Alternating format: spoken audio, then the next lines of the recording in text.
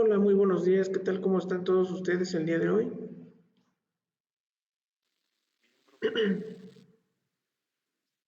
Buenos días, maestro. Buenos días, profesor. Hola, buenos días, profesor. Hola, buenos días. Vamos a iniciar nuestra clase del día de hoy. Vamos a empezar a trabajar ya temas propiamente de médico-quirúrgica. La clase pasada tuvimos una breve introducción de lo que nosotros vamos a ver como objetivo general de la materia. Y bueno, pues como nosotros tenemos que pensar en un momento determinado de cuáles son los cuidados que nosotros tenemos que realizar hacia un paciente quirúrgico, pues hay que de alguna manera comprender el contexto de lo que es el paciente quirúrgico. Entonces vamos a recordar que toda la persona que es sometida a un tratamiento quirúrgico va a requerir atención preoperatoria, transoperatoria y posoperatoria.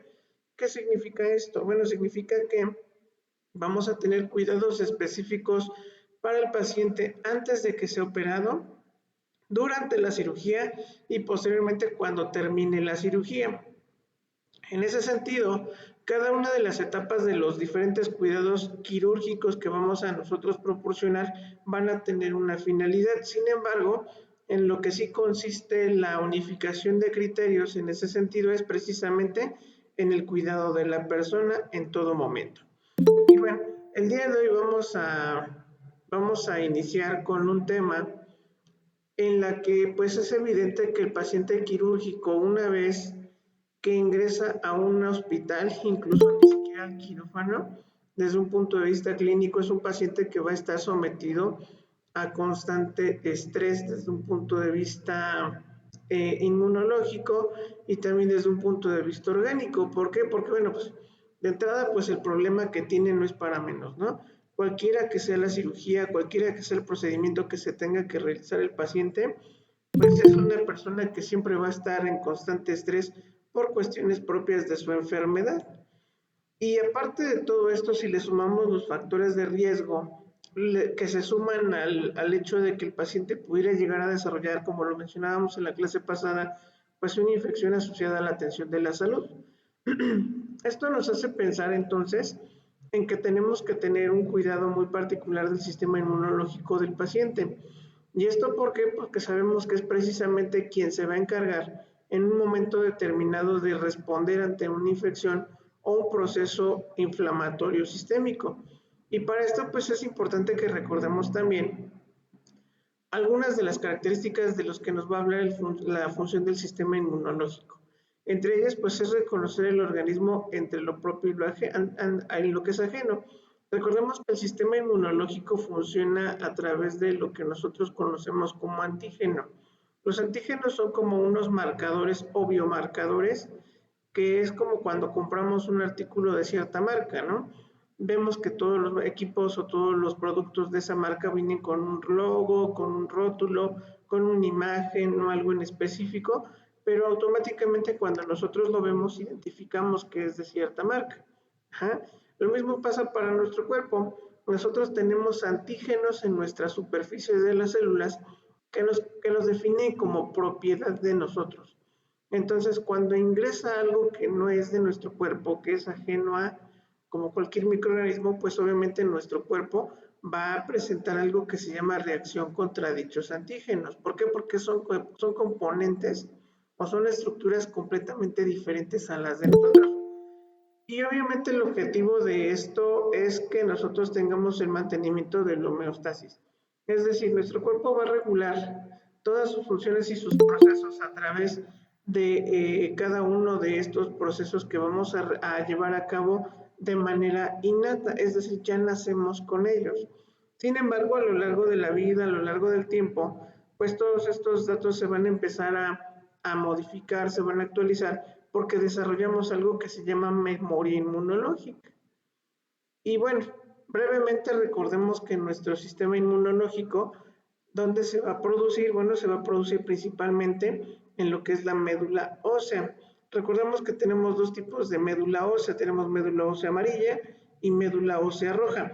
Y es en particular en la médula ósea roja en donde nosotros vamos a poder ver que se producen la mayoría de los componentes que se contienen en el sistema inmunológico. Posteriormente tenemos un órgano que se llama timo. Este órgano es un órgano eritropoyético y hematopoyético. ¿Qué significa esto? Que va a producir todas estas células de defensa de manera súper importante en la edad de la infancia. Sin embargo, este órgano pues tiene una particularidad muy especial. Este órgano a partir de los 7 o 8 años de vida empieza a involucionar. ¿Qué significa esto? Pues es un órgano que automáticamente va a desaparecer. Y de hecho a ustedes cuando les realicen alguna tomografía, alguna placa, pues a lo mejor ya no van a ver este órgano porque es un órgano que solito se desintegra. Entonces, vean que nuestra naturaleza inmunológica nos ha conformado de esta manera que nos ha llevado hasta tener órganos que se encargan básicamente de producir esta inmunidad. Aunado a eso, pues tenemos otros órganos como es el vaso que se va a encargar de también producir ciertas defensas, ganglios linfáticos, las amígdalas palatinas, que son nuestro primer sistema de defensa inmunológico, el sistema vascular, ya que a través de él viajan todas las células inflamatorias que ya vimos en su momento, y el sistema linfático. Todos estos órganos y tejidos son importantes, ¿por qué? Porque a través de ellos el cuerpo va a representar una respuesta inmunológica, es decir, va a responder por una defensa de nuestro cuerpo a algo que ya mencionábamos que es un antígeno. Ahora, después de que nosotros analizamos el antígeno, vamos a ver que la mayoría de estas células, como les mencionaba en un inicio, se van a producir en la médula ósea roja. Esta médula ósea roja nosotros la vamos a encontrar en la mayoría de los huesos largos, como en este caso estamos viendo un fémur. Y ahí en este fémur entonces vamos a ver que se producen por un lado glóbulos rojos, es decir, tejido hematopoyético, como ya vimos, y vamos a ver glóbulos blancos, todas las clasificaciones de glóbulos blancos que ya estábamos viendo o que revisamos en su momento en patología. Y finalmente las plaquetas, que son estructuras súper importantes para el detenimiento o la inhibición de un sangrado en un momento determinado. Y que por supuesto que también en un paciente quirúrgico va a ser importante, porque a través de ellas es como vamos a conformar lo que es la hemostasia, perdón. Ajá. Y bueno, de manera general el sistema inmunológico, si ustedes recuerdan, está estructurado por las siguientes estructuras o por las siguientes formas. Tenemos linfocitos, que los más importantes son los linfocitos B y los linfocitos T, que son células plasmáticas o células de memoria, son linfocitos T helpers, que significa que son linfocitos que nos van a ayudar en un momento determinado a infecciones muy, muy, muy grandes. Ajá. De hecho, también se les conoce como linfocitos T asesinos, porque son los más, digamos, eh, en cuanto a capacidad, tienen una capacidad mucho, muy superior ante ciertos agentes microbianos. También vamos a ver agentes supresores o agentes citotóxicos, es decir, vamos a tener una defensa muy específica. Estos linfocitos T, por ejemplo, no deben de olvidarlos porque cuando hay problemas o hay pacientes que se operan y tienen enfermedades de base como VIH o cáncer, estas células T o los linfocitos T son las células que finalmente pues ya no van a poder hacer su función porque hay una disminución completa de estos elementos en la sangre. De hecho, cuando nosotros estamos revisando pacientes COVID en la actualidad, muchos de los elementos que analizamos dentro del contexto del laboratorio del paciente, pues son precisamente las células de los linfocitos T, porque precisamente se ha llegado a la conclusión de que enfermedades como el COVID tienen un efecto importante sobre la supresión de estas células. De ahí que la enfermedad sea agresiva y provoque todos los cambios que se generan y que conocemos en el paciente con COVID. Vamos a ver que las células de respuesta más rápida y que de alguna manera es más básica su importancia dentro del contexto inmunológico, pues son los monocitos, los eosinófilos, los basófilos y los neutrófilos. Estos dijimos que nos van a ayudar a participar en procesos propiamente como lo es la respuesta inflamatoria sistémica misma ante una alergia, ante un proceso de intoxicación por cualquier sustancia o bien ante un proceso infeccioso como estábamos revisando. ¿Vamos bien hasta aquí? ¿Recuerdan todo esto del sistema inmunológico? Sí, maestro. Ok, muy bien. Y bueno, recordemos de manera general que nuestro cuerpo también tiene dos tipos de defensa. ¿Cuál es la defensa innata o inespecífica? ¿Cuál es esta defensa? ¿Se acuerdan? ¿O a qué les suena cuando hablamos de defensa innata? Es la que ya tiene nuestro cuerpo y la específica es la que tenemos en las vacunas, ¿no? Ajá, efectivamente. Entonces ahí recordemos que nuestro primer elemento que nos va a proporcionar anticuerpos cuando nosotros nacemos es propiamente la leche materna, es decir, cómo se nos va a empezar a transfundir cierta inmunidad. Y ya posteriormente cuando nosotros tenemos vacunación o esquemas de vacunación, como lo estamos viendo ahorita con el coronavirus, pues estamos tratando de tener una memoria aprendida o una defensa específica a ciertas enfermedades. ¿Y esto por qué? Porque se logran aislar los agentes causales de la enfermedad y a partir de ahí se elaboran las vacunas. Y bueno, en esta respuesta inespecífica, recordemos que es nuestra primera línea de defensa y dentro de esta primera línea de defensa, el primer órgano que nosotros vamos a ver que nuestro paciente quirúrgico lo que se va a enfrentar es la piel. La piel recordemos que es el órgano más grande que tiene nuestro cuerpo y al ser el órgano más grande que tiene nuestro cuerpo, pues tiene una función muy importante de protección. Y cuando nosotros tenemos alguna alteración de la piel, ya sea una simple herida, entonces estamos violando la integridad de ella. ¿Y qué es lo que va a producir? Bueno, pues en lugar de ser una protección, se va a convertir en una puerta o una vía de acceso para cualquier agente causal. Y la gran mayoría de las veces cuando esto ocurre y no se logra controlar de una forma específica, se produce algo que se llama infección. Y que la misma infección a lo largo de su contexto y a lo largo de todo el tránsito del paciente, vamos a ver que se puede llegar a complicar y generar muchas respuestas orgánicas múltiples. De ahí que nosotros sepamos o tengamos que entender que la importancia de la piel, pues es bien importante del paciente quirúrgico. ¿Por qué? Porque nosotros de manera inicial a lo mejor tenemos un paciente que no tiene ninguna alteración, pero que se va a someter a una cirugía. Y muchas veces estos procedimientos se les denomina invasivos y al ser invasivos pues atentan contra la propia integridad de esta persona. Y si esta técnica que se utiliza para la cirugía no es la correcta o aparte no se utiliza una técnica séptica, entonces pues imagínense en qué riesgo nosotros estamos exponiendo nuestro cuerpo o el sistema inmunológico del paciente a que desarrolle una infección. Entonces, Es importante que dentro del contexto de la piel ustedes sepan que también está recubierto de manera interna por membranas mucosas. Y esta membrana mucosa pues es nuestra segunda línea de defensa, porque a través de ella también vamos a nosotros a encontrar diferentes tipos de células que se van a encargar de inhibir o de inactivar algunos procesos infecciosos. Y estos elementos de las células pues son los macrófagos, células específicamente en el área donde se va a encontrar una lesión. Y obviamente esto, recuerden que para que esto ocurra, existe un proceso denominado quimiotaxis. Acuérdense que era quimiotaxis. ¿Se acuerdan que era quimiotaxis? Eso sí lo vimos en patología.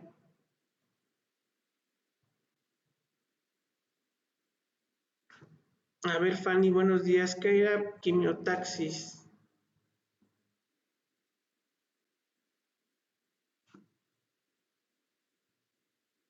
¿Quién se acuerda que era quimiotaxis?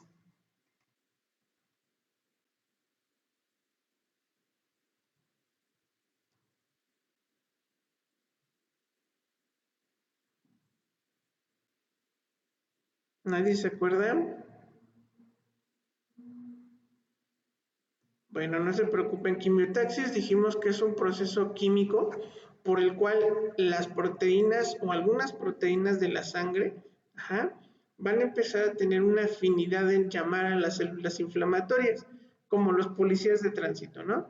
Cuando los policías de tránsito detectan un problema, automáticamente empiezan a llamar a las demás patrullas o a los demás elementos de sus compañeros para que se presenten en un lugar en específico. Y lo mismo, cuando nosotros tenemos cualquier alteración de la piel, pues se van a empezar a migrar todas estas células de manera natural por acción química de atracción entre estas proteínas para generar la defensa o la respuesta inflamatoria, que es lo que nosotros vamos a analizar en el paciente. Cuando nosotros tenemos un paciente ya posoperado, vamos a ver que de manera inmediata tenemos algunos cambios en las estructuras de la piel.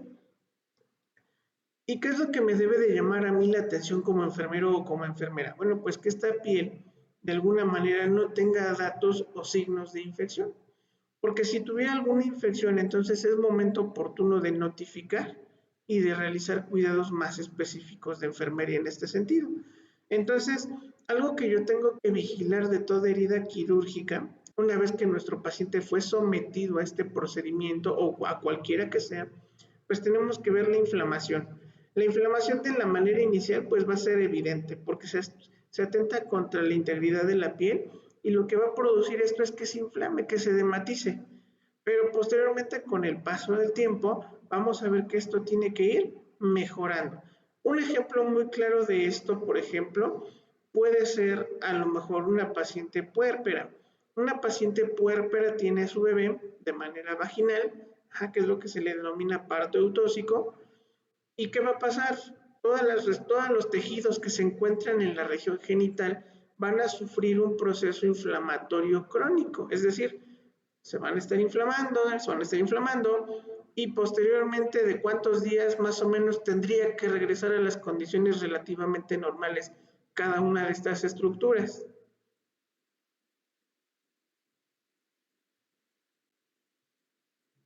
¿Cuánto tiempo creen que tenga que tardar la paciente puérpera en recobrar las características normales de toda la región pélvica?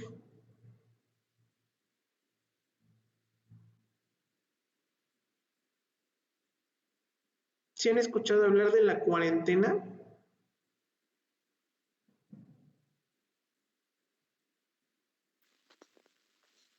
Es un mes. Exactamente. Entonces son los 40 días en los que técnicamente este proceso inflamatorio pues está mediado, es autolimitado. Lo mismo, en una herida que no esté infectada, vamos a ver que todos estos cambios inflamatorios están limitados. No va a haber mayor problema de 7 a 10 días de que tenga que regresar a las condiciones normales este paciente. Por alguna circunstancia, si esto no llegara a ocurrir, entonces es importante que prestemos atención a otros cambios que nos pueden dar indicativo de alguna complicación. Uno de ellos es el rubor. El rubor, ¿qué es? Bueno, pues es un cambio de coloración en la piel, donde nosotros no vamos a ver una piel rosácea, vamos a ver una piel roja, roja, roja completamente, o una piel que tiene una coloración hemática, ajá, es decir, un rojo sangre.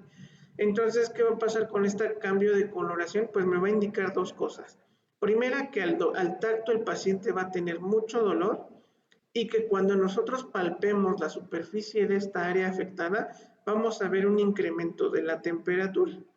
Y esto pues como consecuencia de la respuesta inflamatoria que en un momento era normal, ahora ya no va a ser normal. ¿Por qué ya no es normal? Porque entonces empieza a agregarse signos y síntomas de infección.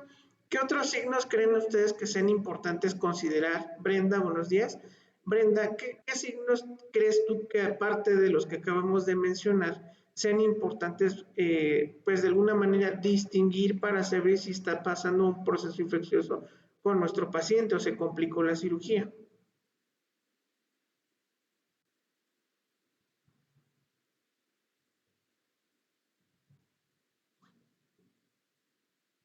Harley, buenos días.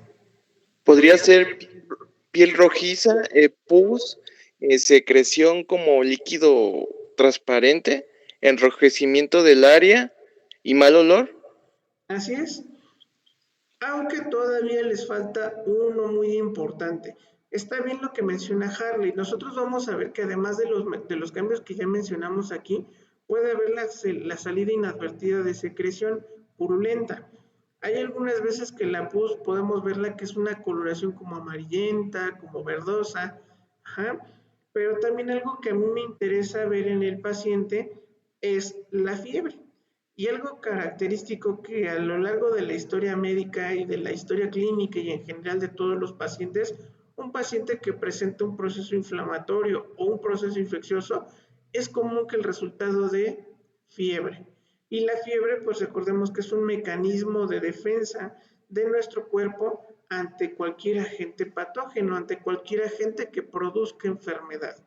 Entonces, efectivamente, estos son los cambios que yo tengo que identificar oportunamente con un paciente quirúrgico.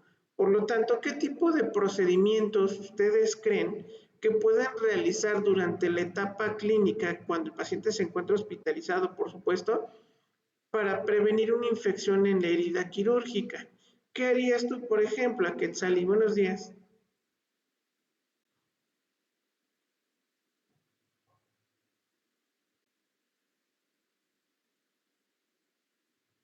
Juan Antonio, buenos días. ¿Qué realizarías tú con un paciente quirúrgico para prevenir una infección? ¿Realizar un lavado quirúrgico? Pero ojo, porque el lavado quirúrgico ya va mucho más allá de una curación, ¿eh? Ojo, el lavado quirúrgico es un procedimiento que sí se va a hacer, pero ya cuando un paciente está complicado. Vamos a poner un ejemplo. Tuvimos una paciente con cesárea. La paciente con cesárea se les revientan los puntos de sutura, ajá, y pues obviamente queda una herida abdominal completamente descubierta. Se infecta, entonces ¿qué tenemos que hacer? Ya una simple curación no nos va a servir. Entonces ahí sí, tengo que meterle a quirófano para hacer un lavado quirúrgico. Ahí tienen que tener un poquito de cuidado con esa terminología porque podemos confundir a veces. De hecho, el paciente te dice, lo vamos a meter en un lavado quirúrgico, y pues obviamente el paciente dimensiona que la van a volver a ingresar a quirófano, y pues sí, eso es lo que tendría técnicamente que ocurrir. Pero cuando nosotros hacemos una curación, entonces vamos a ver que el contexto cambia completamente. ¿Qué otra cosa, Juan Antonio?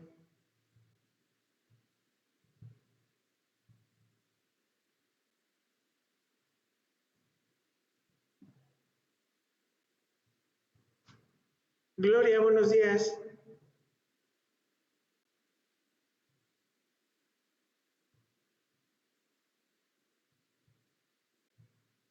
Monse, buenos días.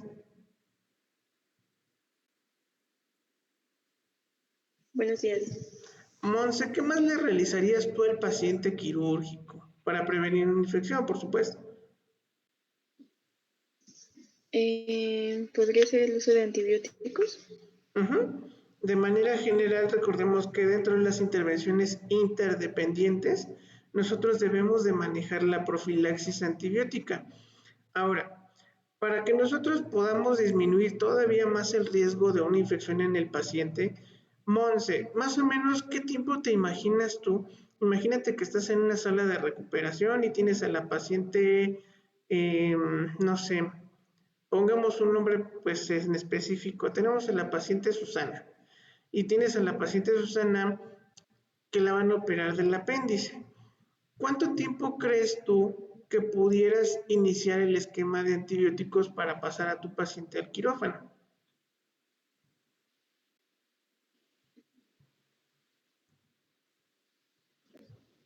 ¿Podría ser un día antes?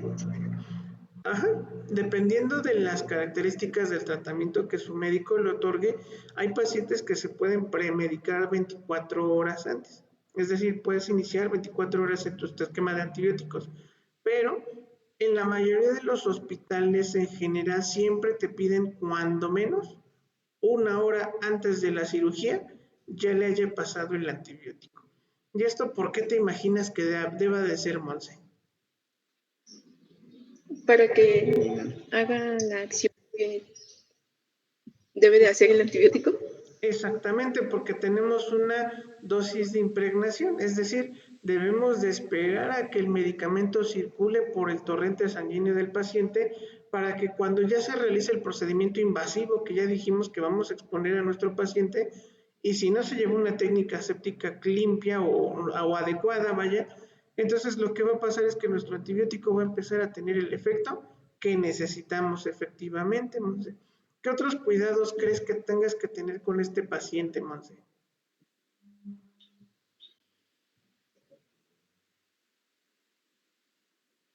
Mm, ¿Cuál, perdón?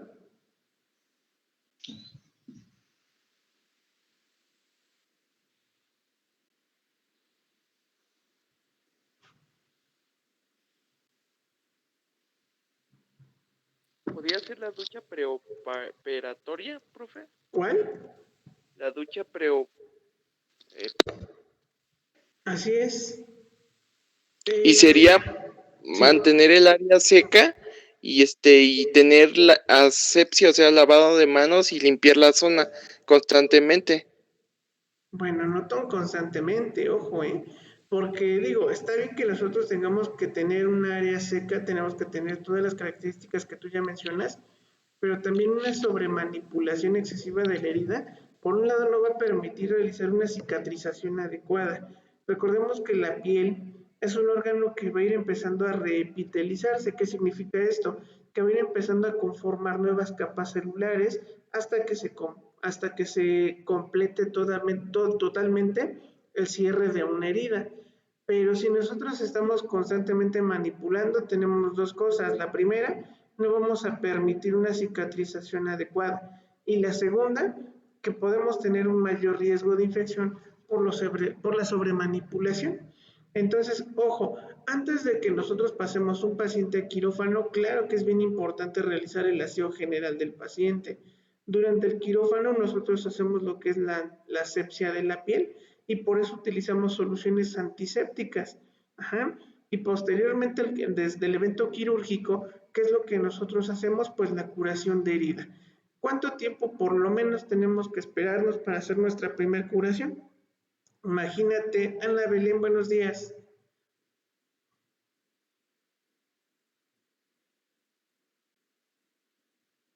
Mari Carmen, buenos días.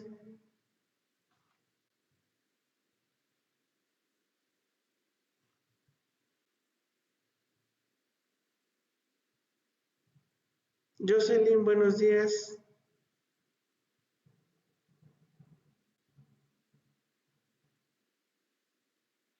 Buenos días, profesor. Buenos días, Mari Carmen. Oye, imagínate que tú estás en recuperación, sacaron a la señora Susana de quirófano, son las 8 de la mañana.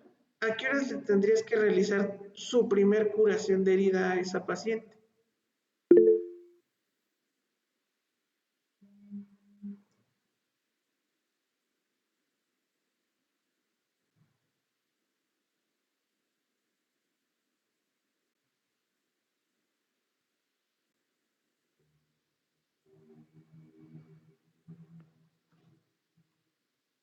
Profe, ¿podrías repetir la pregunta? Es que se le escuché como distorsionado. Ok, lo repito.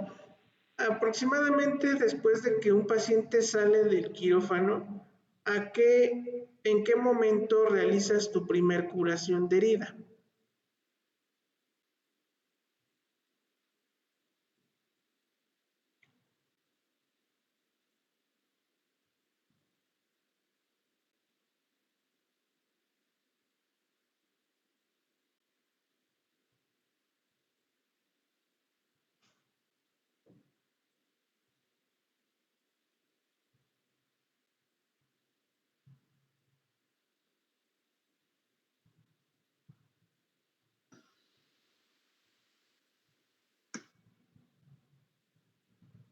Areli, buenos días.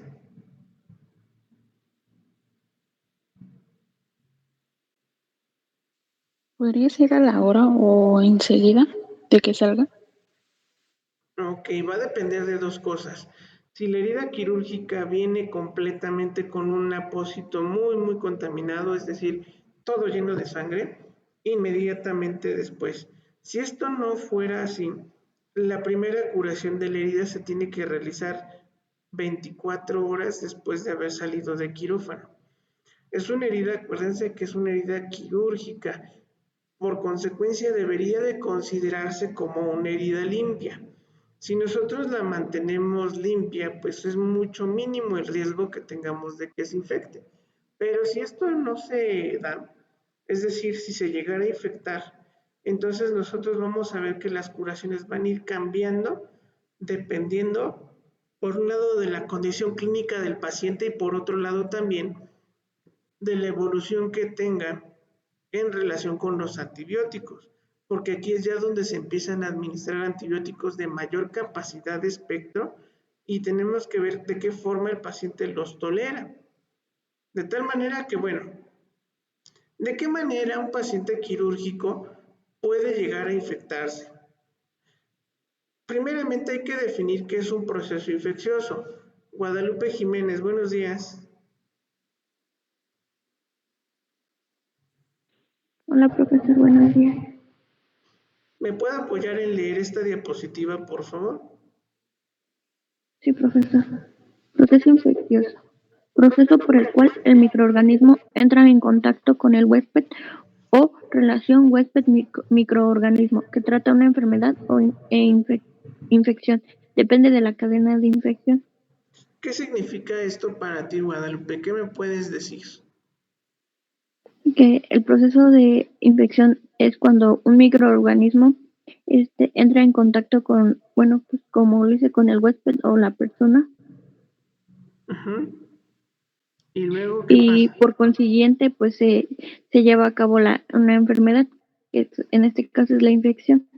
¿Cómo se produciría la enfermedad o cómo se produciría la infección? A ver, platícanos. ¿Cómo te imaginas que se dé este proceso? Pues entra en el torrente sanguíneo, bueno, sí, entra primero por la herida y ya depende cómo vaya avanzando, si se trata a tiempo, en los que la infección entra en el torrente sanguíneo. A ver, platícame. Vamos a poner un ejemplo un poco más sencillo. Imagínate que tú vas en la calle, te tropiezas, te lastima tu rodilla y pues esto fue en un jardín. 3 días después de que ocurre esto, empiezas a ver que tu pierna o la parte donde hayas tenido la herida, ajá, empiezas a ver que sale una secreción amarillenta, está roja tu piel, está dura, está con una temperatura elevada y aparte pues tienes mucho dolor. Para nosotros clínicamente ya dijimos que es una paciente o serías una paciente que está potencialmente con una herida infectada. Ahora, ¿cómo fue que se desarrolló esa infección? Más o menos, ¿cómo es la secuencia desde que tú estabas sana hasta que presentas todos estos signos y síntomas? ¿Cómo te imaginas que fue? Pues en el momento en el que cae, entra en contacto con los microorganismos de lo que es el entorno, que sería el suelo o, pues sí, el pasto en el ¿Ok? parque. Después, pues el microorganismo entra al cuerpo y empieza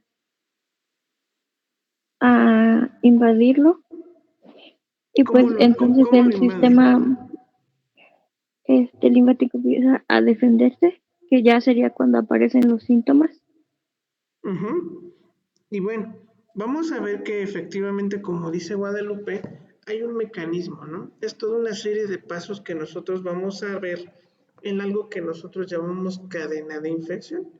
La cadena de infección no es otra cosa más que la forma en la que se va a presentar la infección o los pasos que van a ocurrir para que podamos nosotros encontrar una infección. Y bueno, ya definimos que es un proceso infeccioso.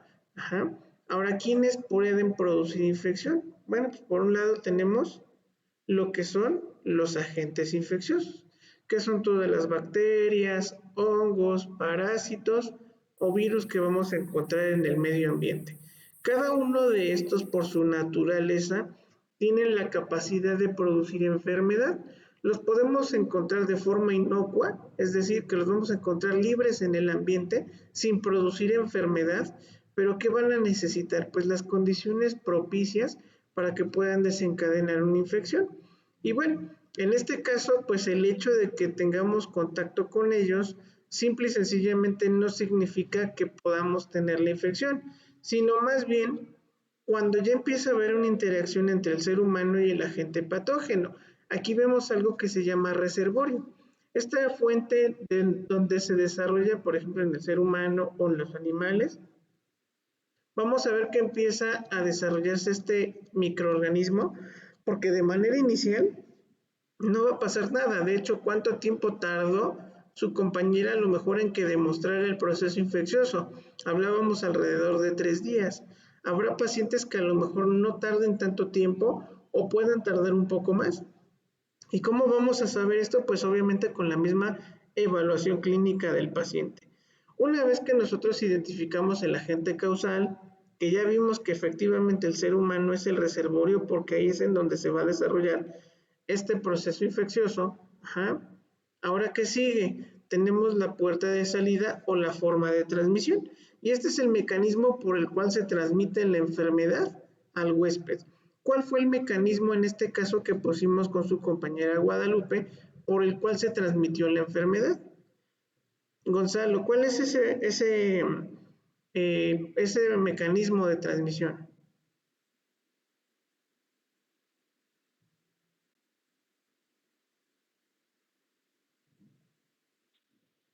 Buenos días, profesor. ¿Sí me escucha?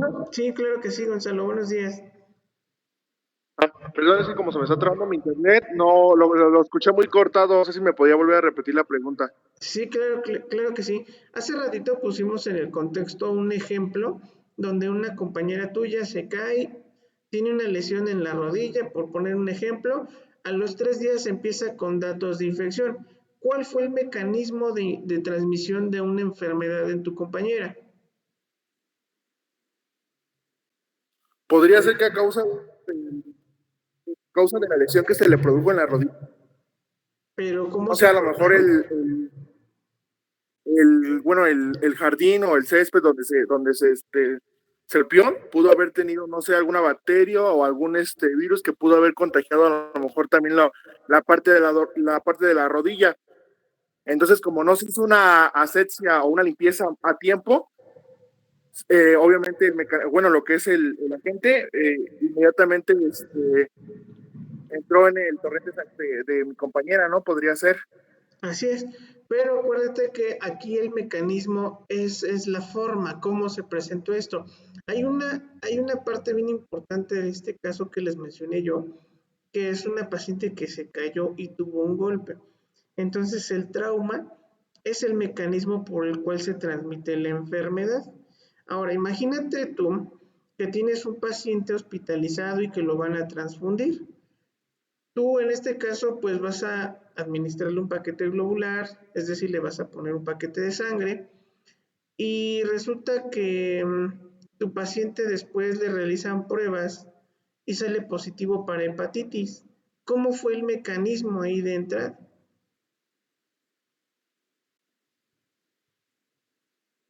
Podría ser que se contagió con Bueno, yo lo veo ahí como que dos casos, ¿no? Maestro? No sé si estoy en lo correcto. ¿Podría ser el instrumento con el que se hizo eso? ¿O podría ser que también a lo mejor la sangre que se le transfirió tenía obviamente esa gente de otro huésped y obviamente lo recibió de igual manera contaminada la sangre y por eso mismo se contagió de hepatitis, ¿no? Así es, y de las dos formas que tú mencionas, la más viable sería esta. O por el mismo instrumento que a lo mejor no se le hizo, no fue a la serie. Aunque fíjate que esta situación o esta condición sería relativamente un poquito menos tangible, no digo que no pueda ocurrir, pero no es tan viable porque en el caso del virus de la hepatitis tendría que ser una hepatitis muy específica para que pudiera darse este caso. Normalmente estos pacientes están aislados, o sea, no los tenemos tan fácilmente en un pabellón, o si los tenemos con sus precauciones específicas. En este caso me suena más viable el hecho de que si recibe una transfusión, la transfusión haya sido la responsable de que nosotros hayamos contagiado a este paciente de esta enfermedad. Y no tanto porque nosotros lo hayamos sido, sino acuérdate que todos estos vienen por procesos de bioseguridad. Antes de que se le transfunda un paciente, se tiene que checar el tipo y el grupo y el RH de la sangre para poder definir si es viable o no es viable el paciente para recibir este paquete globular. Y bueno, por urgencia, por lo que tú quieras, el paciente recibe el paquete de sangre y pasó esto. Entonces el mecanismo de transmisión pues fue una transfusión sanguínea, así de simple. Ahí es en donde nosotros vamos a ver ahora lo que es la puerta de entrada. Y estos son los mecanismos por el cual los parásitos o los microorganismos colonizan las zonas estériles del huésped. Depende de la patogenicidad microbiana. Es decir, ¿qué tan agresivo es el agente causal que nosotros estamos teniendo o contra qué tipo de agente causal estamos luchando para poder ayudar al paciente a restablecerse? Ahora, a nivel hospitalario, nosotros cuando analizamos este contexto, tenemos, por ejemplo, estudios como lo es el cultivo, para saber qué tipo de bicho o microorganismo, digámoslo así, le está generando todos estos cambios en su organismo al paciente. Entonces, ya una vez que se determina cuál es el agente causal, pues también se determina la sensibilidad a los medicamentos que debemos utilizar. Ajá. ¿Y qué pasa? El huésped es sensible. Hay una disminución de los mecanismos inespecíficos y específicos de defensa del huésped. ¿Qué pasó entonces? Hay una disminución de las defensas porque a lo mejor el sistema inmunológico no es un sistema fuerte, ajá, o el proceso infeccioso rebasa las capacidades del sistema inmunológico para poderse defender. Mencióname, Fátima, buenos días.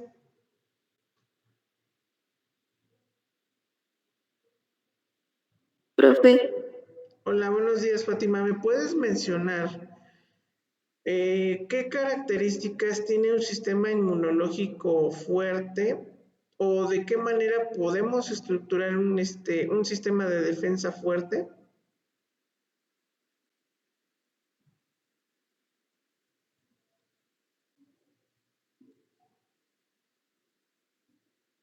que combate así la temperatura o que probablemente no tenga algún síntoma.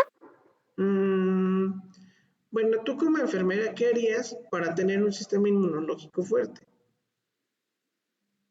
Me alimentaría bien, ¿Qué más? haría ejercicio, podría ponerme vitaminas o algo así. Uh-huh. Ok. Y cuando esto no ocurre, estarán de acuerdo entonces que el cuerpo está más susceptible a que pueda desarrollar una enfermedad. ¿Qué personas, por ejemplo, creen ustedes que por sus características pudieran tener mayor problemática para enfrentar una infección? Una persona con VIH, por ejemplo. Uh-huh. Acordémonos que las personas que tienen VIH o cáncer, independientemente de la edad, de la etapa en la que se encuentre su enfermedad, siempre van a ser considerados pacientes inmunocomprometidos, es decir, que su sistema inmunológico no tiene una garantía de una respuesta satisfactoria a cualquier proceso infeccioso o inflamatorio. Muy bien, Gonzalo. ¿Qué otro tipo de pacientes? Los pacientes diabéticos. Bueno, los pacientes diabéticos de alguna manera no es que esté tan alterado su sistema inmunológico, pero su respuesta técnicamente no es tan mala a final de cuentas. Sí pudiera hacerlo siempre y cuando a lo mejor no estén o estén relacionadas otros factores de riesgo con este paciente, a lo mejor que tenga más enfermedades, la cantidad de medicamentos que toma, etcétera, etcétera. Pero hay dos tipos de pacientes que son muy susceptibles a enfermarse fácilmente. ¿Quiénes son? Los que están trasplantados. Bueno, son potencialmente infectables, son pacientes que potencialmente sí pueden desarrollar mayor proceso infeccioso por esta condición tan delicada que es el hecho de tener un trasplante. Pero en este caso hablamos de dos personas que por sus características biológicas, por un lado tenemos a los pacientes pediátricos. Los pacientes pediátricos tienen una facilidad para poderse infectar de cualquier enfermedad. ¿Por qué pasa esto? Porque su cuerpo todavía no tiene la madurez, su sistema inmunológico no está desarrollado al 100%. Entonces, con mayor facilidad se pueden infectar y manifestar la enfermedad de diferentes formas. Otras personas que también tienen el mismo caso, pero no por cuestiones del sistema inmunológico, sino más bien por ya los cambios propios que sufren con el tiempo todas las estructuras que producen inmunidad. Hablamos de los adultos mayores. Los adultos mayores también tienen una susceptibilidad enorme al momento de poder prescindir, de adquirir una enfermedad, perdón. ¿Por qué? Porque pues su cuerpo ya no responde de la misma forma de cuando respondía cuando era joven, sino aquí vamos a ver que efectivamente la edad y con el paso de los años, todas estas estructuras que mencionábamos al inicio van a tener una repercusión muy importante con el sistema inmunológico y por lo tanto con la respuesta que tiene el paciente. ¿Sale? ¿Vamos bien hasta aquí, chicos?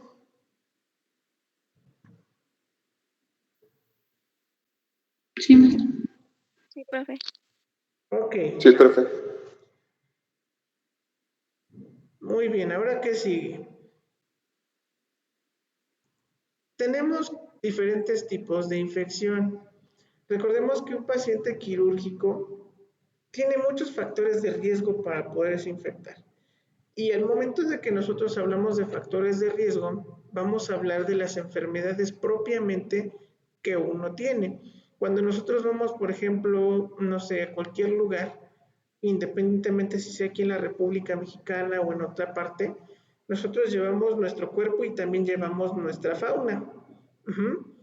¿Qué significa esto? Bueno, significa que en grandes partes de nuestro cuerpo o en ciertos lugares nosotros tenemos una flora bacteriana. Es una flora que para nosotros es una forma normal porque es parte de la naturaleza de estos órganos. Sin embargo, ¿cuál es la diferencia más importante?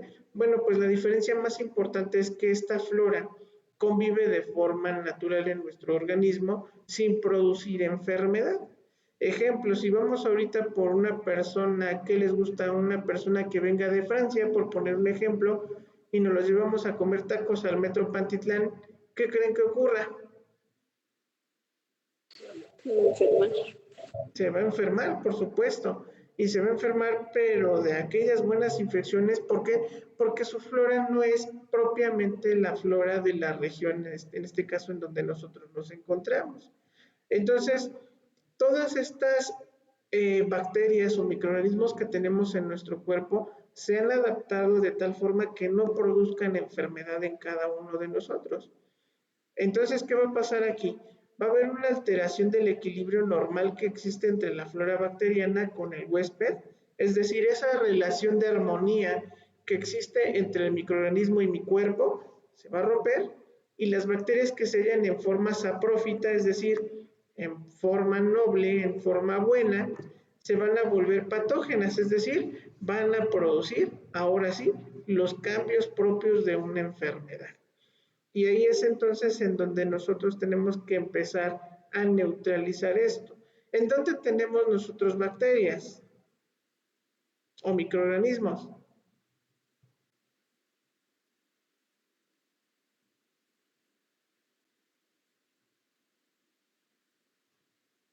¿En dónde tenemos microorganismos?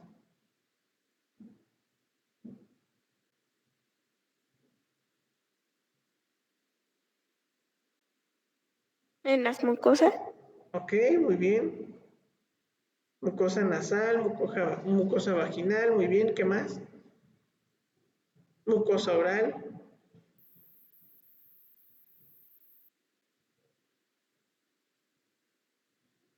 ¿En dónde más tenemos microorganismos ahí de buenos días?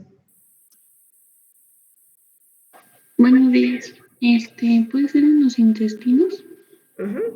Todo lo que es el trayecto intestinal, porque acuérdate que recurre la materia fecal. En las evacuaciones tenemos microorganismos. ¿Dónde más?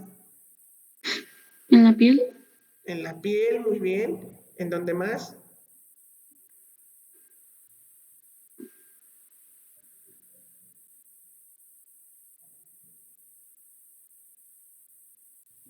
¿En las uñas?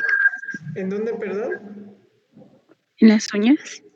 Híjoles, en las venas estaríamos conviviendo todo el tiempo con una infección. No tanto así. ¿En los pulmones también puede haber o ahí no? Bueno, solamente cuando se presentan infecciones específicas del aparato, por ejemplo, ¿no? Recordemos que también nosotros vamos a tener infecciones o microorganismos en la orina. ¿La orina de dónde viene? Viene de los riñones, pasa por los uréteres, se acumula en la vejiga y pasa finalmente hacia el meato urinario. Vamos a tener bacterias ahí seguramente también. ¿En dónde más podemos tener bacterias?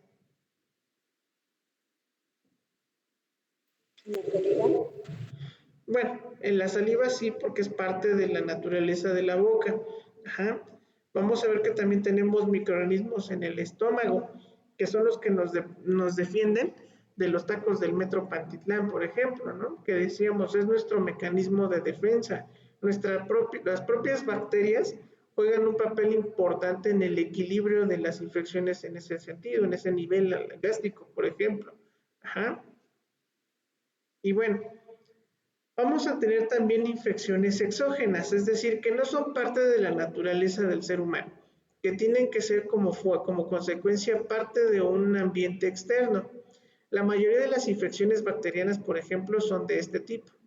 Se producen por 3 mecanismos de transmisión y es lo que nosotros vemos en los hospitales como precauciones estándar basadas en la transmisión del agente patógeno. Es decir, a través de diferentes mecanismos que el patógeno va a utilizar para poder ingresar a tu cuerpo. Por un lado tenemos de persona a persona. ¿Cómo qué tipo de enfermedades se pueden dar de persona a persona? Por ejemplo, un ejemplo que les gustaría mencionar.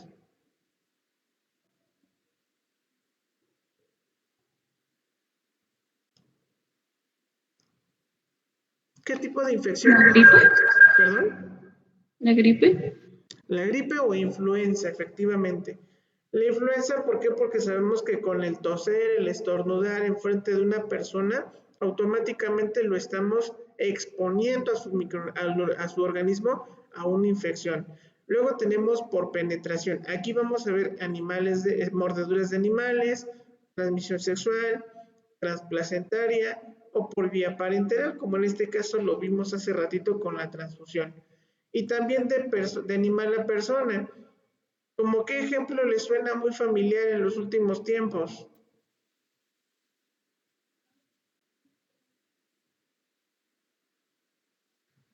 Podría ser cuando te muerde un animal, bueno, un perro con rabia. Ajá, pudiera ser. ¿Qué otro que es muy actual ¿No se quieren comer un caldito de murciélago? El coronavirus. Así es. Se supone que técnicamente esta enfermedad surgió aparentemente por un mecanismo de transmisión de un animal a una persona. Pero bueno, mientras son peras o son manzanas, este es otro ejemplo de los que podemos ver cómo de un animal a una persona se puede producir una enfermedad. ¿Sale? Por lo tanto, estos mecanismos implican que la fuente del contagio tenga que traducirse en algo que es directo o indirecto. Por un lado, ¿qué significa directo? Cuando nosotros inhalamos gotitas de flush, ajá, como en el caso de infecciones por tuberculosis, infecciones respiratorias como la misma influenza, por contacto cutáneo, por ejemplo, mucosa cutánea, en el caso de la enfermedad de la lepra, por ejemplo, también, y de forma indirecta, pues un mecanismo fecal oral, es decir, que algún elemento del ambiente, que puede ser agua o alimentos contaminados o de pacientes enfermos, puedan transportar una enfermedad hacia el ser humano. Por fomites, ¿qué es un fomite?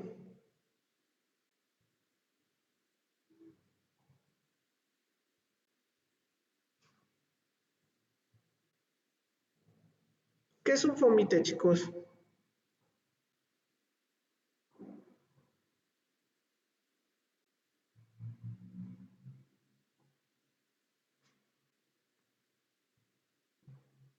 Jocelyn Ríos, buenos días.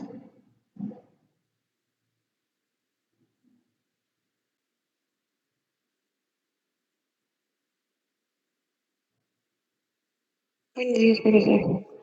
A ver, buenos días, Jocelyn. Platícame para ti, ¿qué sería un fomite?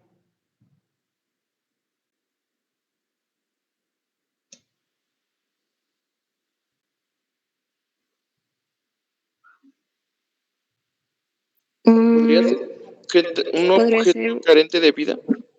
Así es. Perdón, Jocelyn, ¿no te escuché?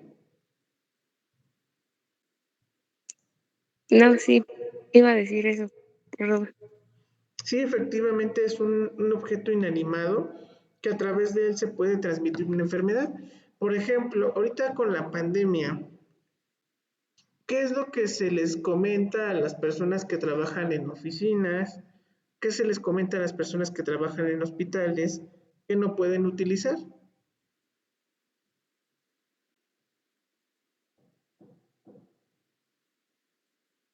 ¿Qué se les restringe a estas personas?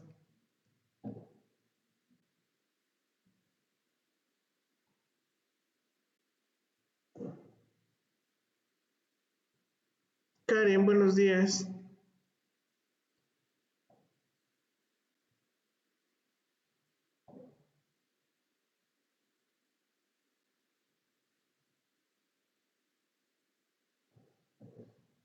Jocelyn Castañeda, buenos días.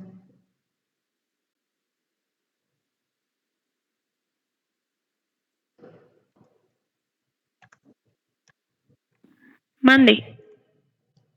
Karen, buenos días, perdón, Jocelyn, platícanos, ¿de qué forma crees que el cuerpo, puede defenderse de un agente externo?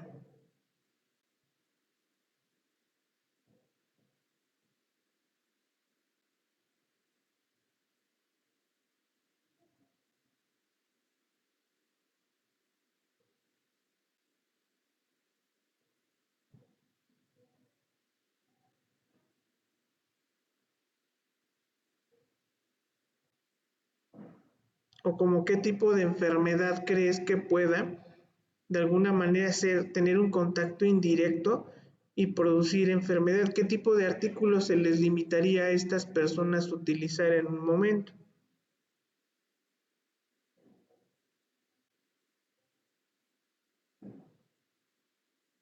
Bueno, recordemos que en la actual pandemia, pues lo que nos hacen mucho uso o énfasis, perdón, es el uso de cadenas, pulseras, aretes, en el caso de los caballeros la barba, en los hospitales las enfermeras pues que no usen cofia, a los médicos que no usen corbata, por ejemplo.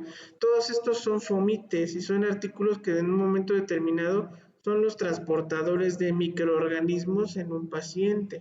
Ajá. Cuando hablamos de mecanismos de penetración, es decir, de qué forma nosotros podemos invadir a un paciente para que se presente una infección, pues tenemos el traumatismo, como en el caso que pusimos hace ratito. Ajá. Cuando es mordedura por algún animal como el perro, una mordedura humana, picaduras por algún artrópodo, por contacto sexual o transmisión sexual, transplacentaria, en este caso de las pacientes embarazadas, o por vía sanguínea, en el caso de las transfusiones sanguíneas. Esos son los mecanismos de penetración. Y por zoonosis, es decir, por animales propios de una comunidad. Ahorita, por ejemplo, con todas las lluvias, ¿qué tipo de de animalitos vamos a encontrar más común en el ambiente? ¿Los mosquitos? Mosquitos, muy bien. Y obviamente los mosquitos, digo, a diferencia de otros estados que tienen, por ejemplo, costa, pues sería un factor de riesgo súper importante, porque todos los estados que tienen costa, acuérdense que hay enfermedades endémicas. Una enfermedad endémica es aquella que es parte de la naturaleza de una región. Si, por ejemplo, nosotros vamos a Guerrero, Chiapas, Oaxaca, Veracruz, cualquier estado que tenga costa, vamos a poder encontrar enfermedades producidas a través de la picadura de un mosquito. ¿Cómo qué enfermedades pueden ser? Dengue. El dengue, muy bien. ¿Cuál, perdón?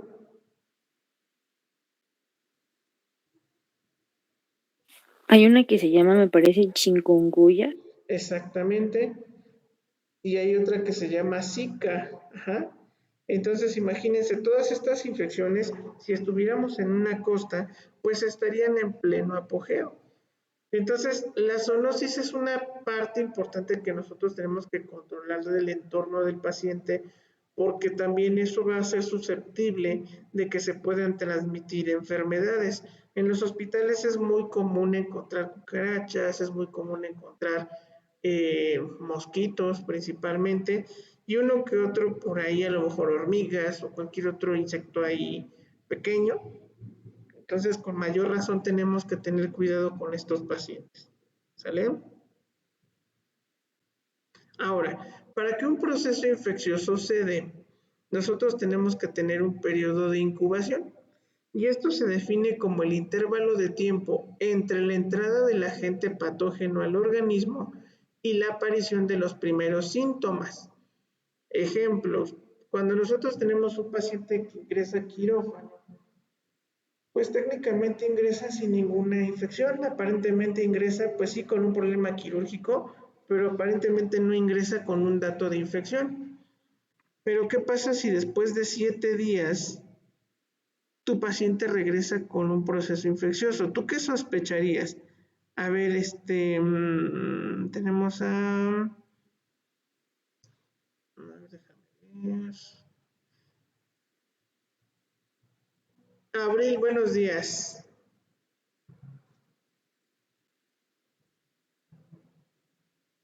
Buenos días, profe. Ok, te pongo el mismo caso. Imagínate, hace 7 días dieron, bueno, el paciente se operó y hoy regresa, o sea, hoy son 7 días que regresa y ya regresa con fiebre, dolor, irritación, etcétera, etcétera. ¿Qué pudo haber pasado en esos 7 días? A lo mejor no tuvo el cuidado necesario para la herida. Pero señorita, fíjese que yo sí le hacía su curación como me dijo el doctor, se lo hacía 3 veces al día, se tomó su antibiótico, no lo dejaba ni que le diera ni medio rayo de sol. ¿Cómo fue que pasó esto? Pues pudo hacer del lapso del hospital a su casa. Ay, entonces aquí me lo infectaron, señorita, ¿o qué pasó?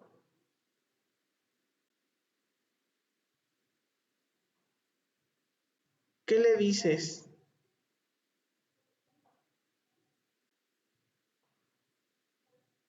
Abril, me lo infectaron en tu hospital, ¿qué pasó?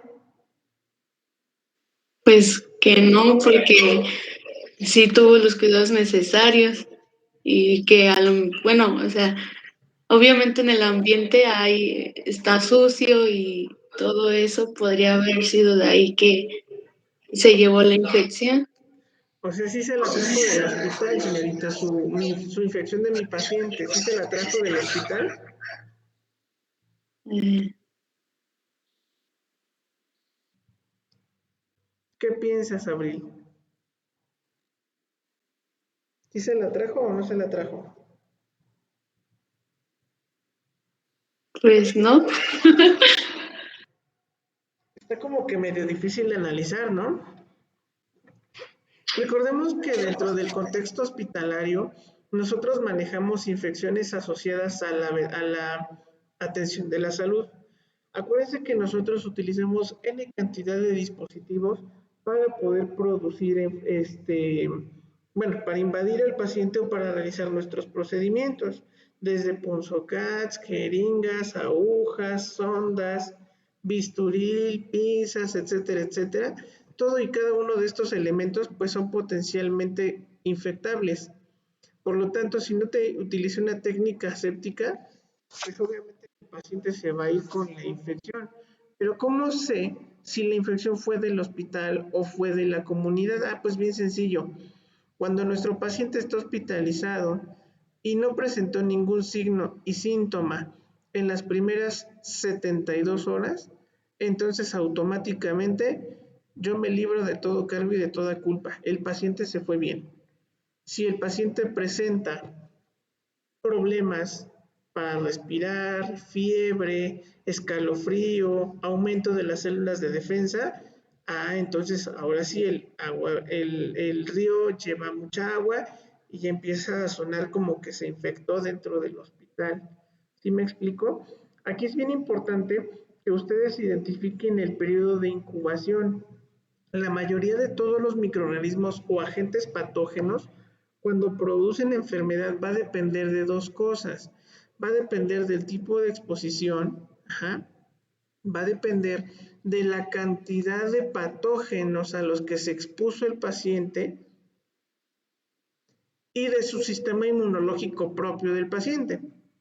Entonces, en esta fase que se le denomina fase prodrómica, vamos a nosotros a ver qué es el intervalo de tiempo desde la aparición de signos y síntomas inespecíficos, es decir, no sabemos de dónde ni a qué se deban, hasta la aparición de signos específicos o patógnómicos, es decir, que ya define como tal un proceso infeccioso.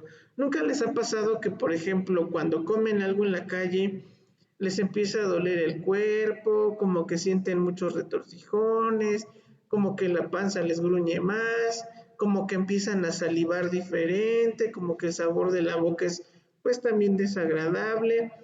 ¿Sí les ha pasado esto?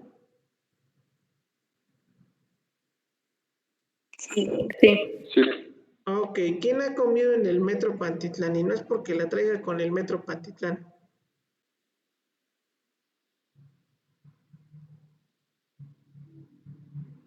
Bueno, si no, no se los recomiendo de todas maneras. Ahí, como dicen por ahí, ¿no? Son tacos de muerte lenta. Son tacos que te los comes hoy, pero pues tú te la pasas relativamente bien hoy y mañana es cuando empiezas con el verdadero viacrucis, porque ya empiezas con dolor abdominal, diarrea, vómito, escalofrío, fiebre. Entonces, depende mucho de la cantidad de patógenos a los que te expones y de tu estado inmunológico. Hace muchos años yo me comí una torta en la calle y eso pone tú que habrá sido como por ahí de las 12, 1 de la tarde, y a las 5 de la tarde yo ya estaba tendido en una cama porque yo ya tenía una fiebre, una diarrea, un vómito incontrolable. Hay pacientes que pueden pasar más tiempo y no pasa nada. Hay microorganismos como en el caso de la salmonela, que puede tener un periodo de incubación hasta de 6, 7 días. Entonces, imagínense, en lo que nosotros averiguamos qué pudo haber sido, en esta fase de prodrómica nosotros podemos tener a lo mejor signos y síntomas que nos hacen sentir mal, sí, pero no sabemos específicamente a qué se deba. Y es hasta cuando precisamente se presenta la fase de la enfermedad o la fase sintomática cuando decimos, yo creo que sí fueron los tacos del Metro Pantitlán. Yo creo que sí fue esto lo que me hizo daño. Porque ya ahí el paciente manifiesta síntomas y específicos de la enfermedad. Entonces, ahora sí, todos los cambios que va a haber en el paciente, como la diarrea, el vómito, la fiebre, el dolor muscular, dolor de articulaciones, pues ahora sí ya sabemos que efectivamente fueron los tacos que se comió.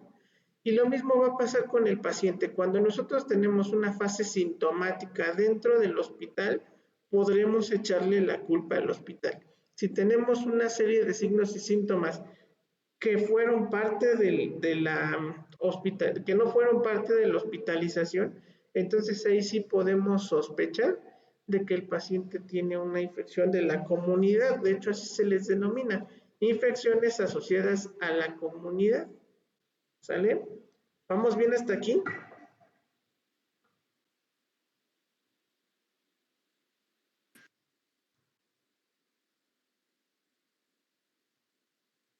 Sí, profe. Muy bien. Posteriormente que nuestro paciente ya de alguna manera sobrepasó la fase crítica de la enfermedad y que el proceso quirúrgico al que se sometió fue exitoso, viene la fase de convalecencia o de recuperación. Y aquí viene una normalidad clínica, cuya duración puede ser de días a meses, dependiendo del estado del paciente. Entonces, si tú ya tienes un paciente recuperado, ya tienes un paciente que se va a casa porque ya tiene un plan de alta, entonces, ¿qué viene ahora? ¿Qué sigue? ¿Qué recomendaciones le vas a dar tú al paciente para que pues se lleve una calidad de vida más o menos estable y que le ayudes a identificar signos y síntomas de alarma de su herida que tiene o que se lleva a su domicilio? Gonzalo, ¿qué tipo de cuidados le vas a dar al paciente?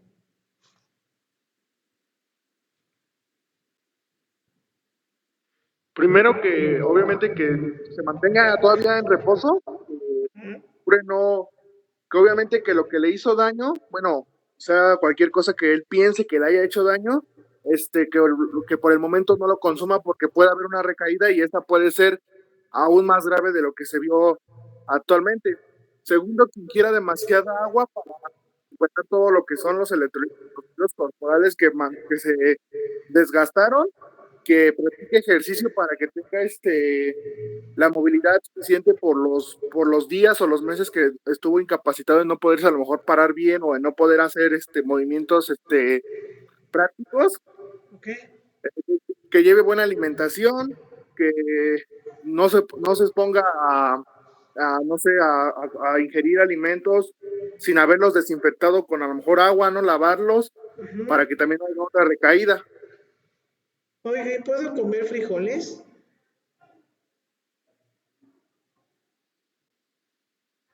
Ay, no sé qué decir. Yo creo que, yo de preferencia, yo creo que no sé. ¿Por qué no puedo comer frijoles? A ver, joven, dígame, ¿por qué no puedo comer frijoles? A mí me encantan los frijoles.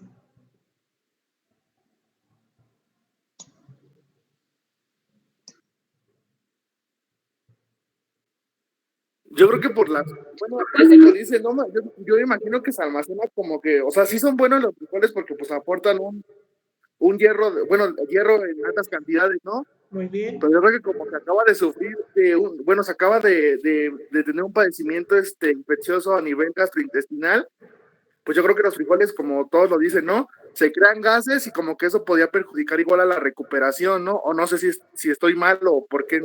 Es No, correcto. Y si fuera un paciente quirúrgico, ¿por qué no lo debe consumir? O sea, te pongo el caso, ¿no? Tuvieron un paciente, lo operaron del apéndice, pues no hubo más remedio que abrirlo porque sí fue una cirugía complicada. Ya tiene una herida como de unos 10, 12 centímetros aproximadamente, que está limpia, está protegida, está bien. Se va a su casa, pero ¿por qué esta persona no podría comer frijoles?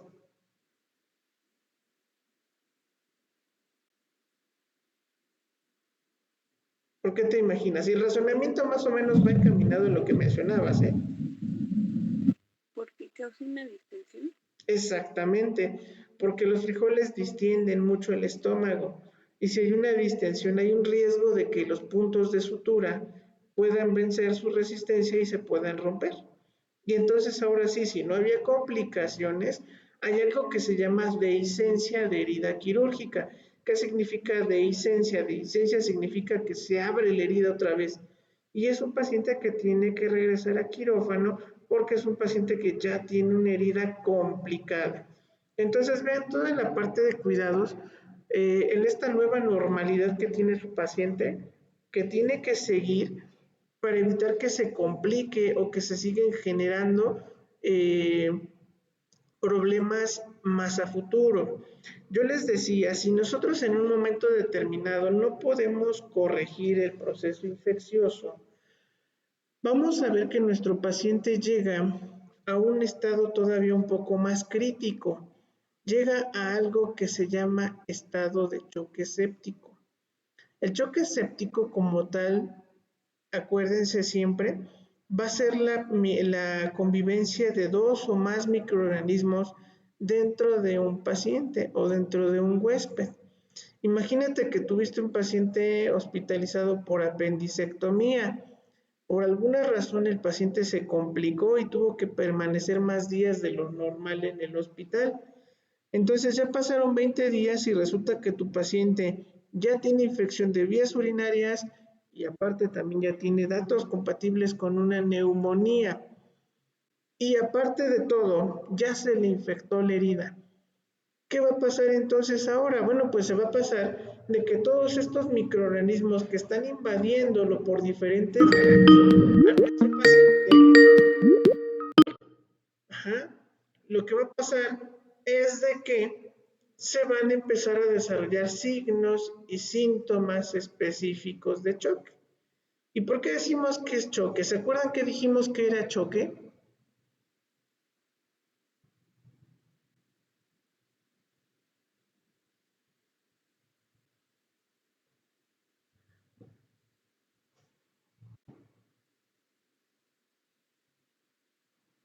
¿Se acuerdan que dijimos que era choque?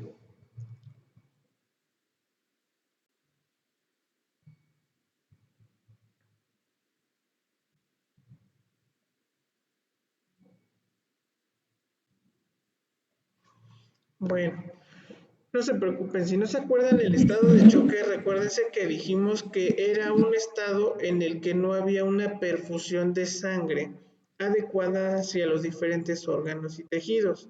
En este caso, como nuestro cuerpo está invadido por 3 microorganismos diferentes, por poner que solamente son solo 3 microorganismos, entonces lo que producen estos microorganismos en nuestro cuerpo son toxinas, células inflamatorias, ajá, y lo que va a pasar es que se van a transportar a través de la sangre a todos nuestros órganos y tejidos.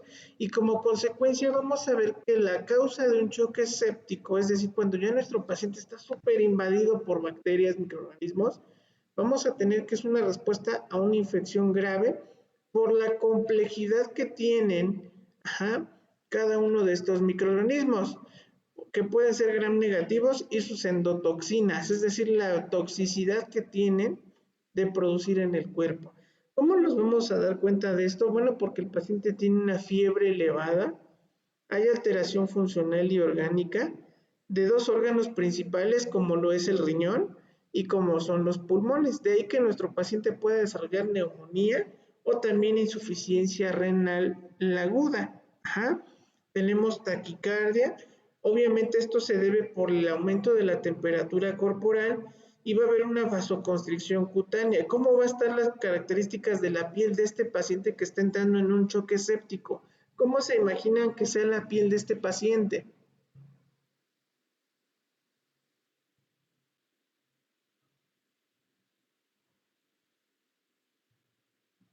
A ver, Gloria, buenos días.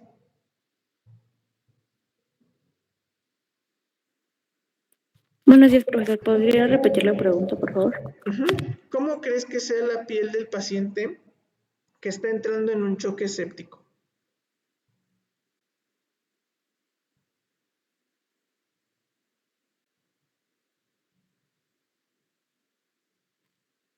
¿Hinchada? Pero ¿qué características? O sea, puede estar aumentada de volumen, sí, pero ¿qué características tiene que tener una piel? A ver, ¿cuáles son las características normales de una piel? Elasticidad, Ujú. buen color, ¿Pero qué color? pues que no sea ni amarillo, que tenga un poco de sangre que se ve de la circulación. Pero ¿cómo se llama ese color, güey? Porque el verde es el verde, los Simpsons son los Simpsons, pero ¿cómo sería el color de una persona relativamente sana. Rosado. Como rosado, efectivamente. Y es rosado, ¿por qué? Porque hay una circulación, porque hay una temperatura normal, porque hay un flujo sanguíneo normal también, hay una oxigenación adecuada. Pero ¿qué pasa? Dijimos que en un paciente séptico nosotros vamos a ver que no va a haber una perfusión de sangre adecuada, y si no hay una perfusión de sangre adecuada, pues no le van a llegar los nutrientes ni los elementos suficientes a los tejidos para poderse mantener con vida. Entonces, va a empezar a sufrir algunos trastornos de la piel. Entre ellos vamos a ver que hay una disminución de la circulación periférica. Y si hay una disminución de la circulación, la piel va a estar en una temperatura fría. Vamos a ver que es un paciente que va a empezar a sudar y por lo tanto vamos a ver que la piel puede estar pegostiosa, ajá, y vamos a ver que la coloración ya no es una coloración rosada. Entonces, si hay alteraciones circulatorias, el color que nosotros vamos a ver en un paciente complicado es una coloración cianótica, es decir, entre azulosa o marmórea. Esos dos colores van a definirnos que efectivamente nuestro paciente está cayendo en un choque séptico. ¿Y por qué sabemos que está cayendo en un choque séptico? Bueno, porque efectivamente ya vimos el historial clínico que tiene 2 o más procesos infecciosos conviviendo en este momento. ¿Y qué le está provocando? Pues que no orine mi paciente, que se deshidrate, ajá, que esté con una presión baja. ¿Por qué? Porque nuestro paciente está teniendo una infección grave, la piel está fría, ajá, disminuye la resistencia vascular periférica, hay daños de esfínteres precapilares, por eso está sudando mucho mi paciente y por eso también tiembla mucho. No sé si les ha pasado cuando se enferman de la garganta, que hay veces en que tienen 20 cobijas arriba de ustedes, son las 2 de la tarde y siguen teniendo frío. ¿Sí les ha pasado o no les ha pasado?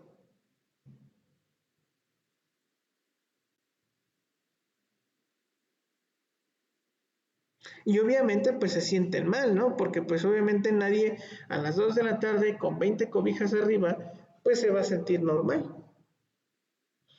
Obviamente el choque séptico nos va a llevar a que nosotros reconozcamos todas y cada una de estas manifestaciones clínicas, que tengamos unos laboratorios que nos orienten a que efectivamente está pasando algo grave con el paciente y que va a hacer que estén aumentados los leucocitos, las plaquetas, ajá, y la trombocitopenia que está baja, están bajas las plaquetas.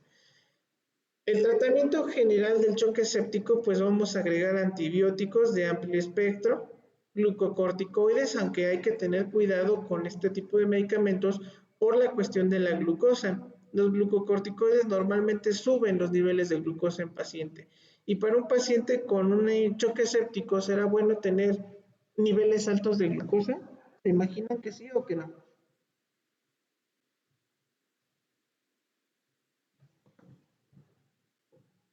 Gonzalo, ¿tú qué piensas?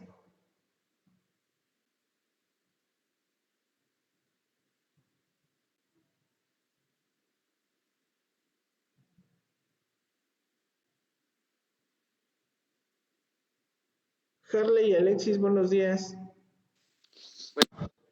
¿Tú qué crees? ¿Que sea bueno o que sea malo tener a los pacientes con choque séptico con los niveles de glucosa altos? Sería malo, ¿no, profe? ¿Por qué? Porque aparte de que pues, los niveles de glucosa están un poco altos, pueden provocar un paro cardíaco, ¿no? ¿Pero por qué lo pueden provocar? A ver, platícanos.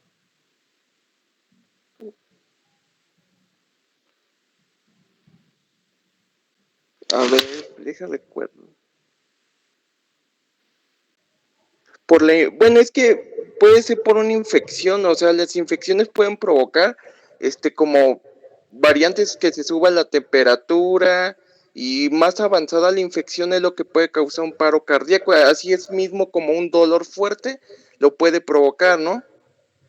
Bueno, eso digamos que es parte de la fisiopatología de la enfermedad del choque séptico. El final del choque séptico sí puede producir el paro cardíaco, sí, pero no es como... Pero también la caída, la infección provoca una caída de presión arterial, ¿no? Bueno, ya lo vimos aquí que como te vuelvo a repetir, es parte de la fisiopatología del choque séptico. Si tú no pudiste corregir una infección, a lo mejor relativamente tranquila, ¿qué fue lo que pasó? Ah, bueno, pues entonces si ya no la pude corregir, entonces mi infección empieza a generarse sistémica, ya no es una infección única, ya hay más microorganismos que están invadiendo mi cuerpo y me van a llevar a todo lo que tú ya me mencionaste. Ahora, la pregunta aquí, la glucosa, ¿qué función tiene en el cuerpo? Producir energía al cuerpo, ¿no? ¿Y qué pasa cuando tú tienes una bacteria que está expuesta a altos niveles de glucosa? Pues, provoca un desnivel bueno, de tu cuerpo, ¿no? Te sientes medio cansado, hambriento. No, ojo, acuérdate que la glucosa, así como es el alimento para la célula, es decir, es que el que le va a dar la energía, la célula también bueno, en este caso las bacterias, de ahí se van a aprovechar para poderse reproducir de mayor forma. Entonces, no solo por el hecho de que tenga la glucosa alta, mi paciente va a caer en un choque, bueno, en una cetoacidosis diabética, que va a pasar también, sino que más aparte de eso, vamos a darle más pauta y más oportunidad a los microorganismos de que se desarrollen más fácilmente dentro del cuerpo del paciente. Por lo tanto, es una complicación que va a ser a muy corto plazo y el paciente va de alguna manera pues sí caer en paro. ¿Por qué? Porque ya se le complicó la glucosa y aparte porque ya el microorganismo o los micros que tiene su paciente pues ya lo llevaron a toda esta fisiología que les estoy hablando. ¿Sale? Sí, profe. Ok, entonces, en resumen, Gloria, platícame qué cuidados de enfermería tenemos que tener en general con un paciente quirúrgico.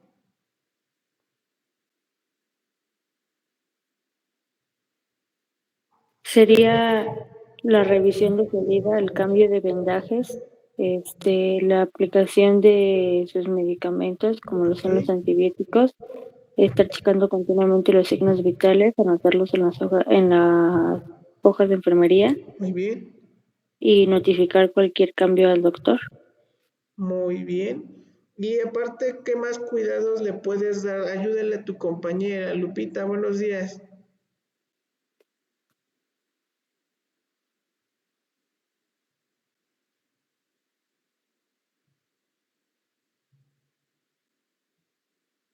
Leslie, buenos días.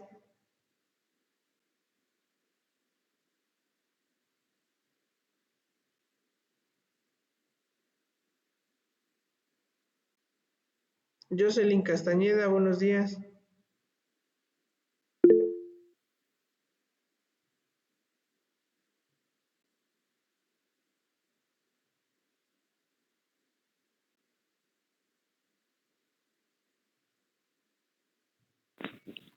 Buenos días. A ver, ayúdale a tu compañera. Ya te mencionó algunos de los cuidados específicos de enfermería. ¿Qué otros cuidados tú puedes aparte ayudar a tu paciente que tiene una herida quirúrgica o a un paciente quirúrgico? En la alimentación, ¿Ok? ¿Qué tipo de dieta le darías de inicio tú a un paciente posoperado de lo que sea? se tiene que dar una dieta blanda, ¿no? Bueno, primero vamos a empezar con una líquida. Ajá. Luego, Ah, ahora sí. sí, una blanda. Y luego, ¿qué pasa? ¿Hasta cuánto tiempo tienes tú para ya cambiarle la dieta blanda?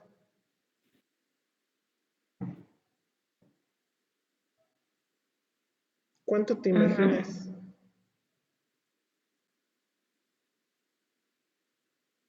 yo digo que depende, ¿no? Bueno, por un lado sí va a depender de la evolución clínica del paciente, pero promedio son 3 días. Ajá.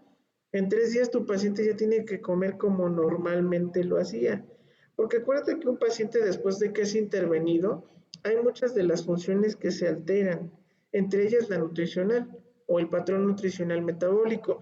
Es un paciente que pues no comió desde hace varias horas porque pues tuvo que haberse aguantado el ayuno para poder entrar a quirófano y más aparte todos los cuidados que tuvo que tener después de la cirugía para poder tener esa fase de rehabilitación que mencionábamos. Ahora, la dieta siempre es importante que nosotros empecemos con algo ligero, como los líquidos. ¿Por qué? Porque los líquidos le van a ayudar a hidratarse, por un lado, a tener energía y obviamente, pues como no son irritantes, no va a tener tanto problema a nivel gastrointestinal. Recordemos que en todas estas horas de ayuno que tiene nuestro paciente, ya tiene mucha acumulación de ácido gástrico.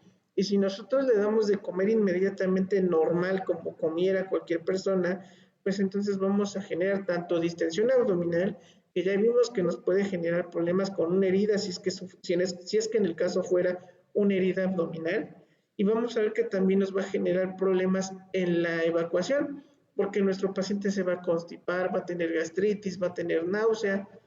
Entonces, no podemos arriesgarnos a darle inmediatamente de comer a nuestro paciente. ¿Qué otros cuidados, Jocelyn?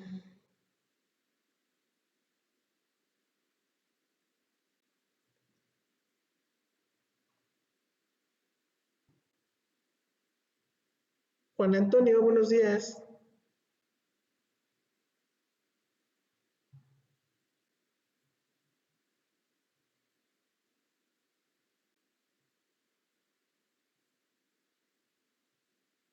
Monse, buenos días. Buenos días. ¿Qué más cuidados le harías a tu paciente?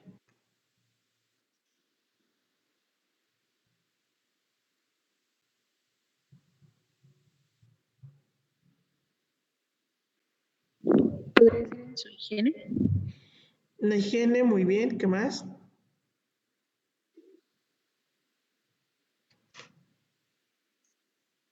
Si le dejaron algún drenaje, vaciarlo constantemente. Bueno, no constantemente, pero Pero sí cuantificarlo, muy bien. ¿Qué más?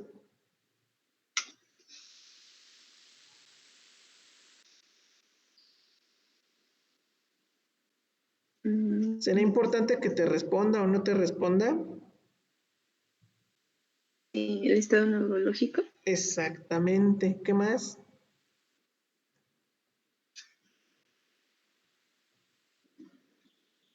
¿Será importante que mueva las extremidades? Por lo tanto, la movilización también tiene que ser un cuidado importante. Imagínate si es un paciente que no le gusta moverse, si es un paciente que, pues sí, ciertamente no les quita a uno el que tengan dolor o la circunstancia de la incomodidad, pero si es un paciente que no se mueve, es un paciente que no se va a recuperar tan fácil y si no se recupera, pues es un paciente que sí se va a complicar. ¿Qué más le harías, Monse?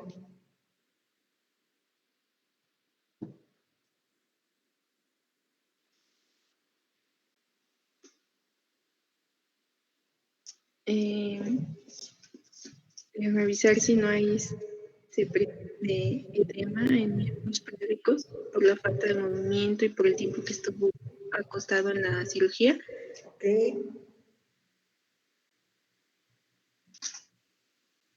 ¿Qué más? ¿Valorarías la circulación distal? ¿Cómo valorarías la circulación distal? Capilar. ¿Cómo, perdón? Capilar. Con el llenado capilar, muy bien, con la temperatura de la piel, que los movimientos respiratorios sean normales. Entonces, si se dan cuenta, en general de todo el contexto que implica el paciente quirúrgico, más allá de que nosotros veamos que es un paciente más, realmente es un paciente que puede tener muchas complicaciones a nivel metabólico. Vamos a ver que son pacientes que tienen muchas complicaciones a nivel orgánico porque su cuerpo cuando se le administran los anestésicos, cuando se va a la inducción anestésica, muchas de las funciones vitales como que se deprimen y se deprimen porque no van a tener el mismo patrón de comportamiento al grado de que incluso el paciente pueda caer en un paro cardíaco, incluso desde antes de entrar a la cirugía. Sin embargo, bueno, pues nosotros tenemos que identificar todos estos cambios para evitar que esto pase y al contrario, para que nuestro paciente pues tenga un mejor retorno de la cirugía. ¿Queda claro hasta aquí cómo vamos? ¿Alguna duda que tengan?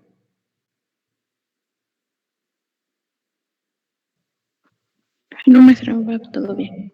¿Seguros? Muy bien, Fanny. Entonces, ¿cuál es tu conclusión del día de hoy del estado, o más bien de lo que es el proceso infeccioso a nivel general con un paciente quirúrgico?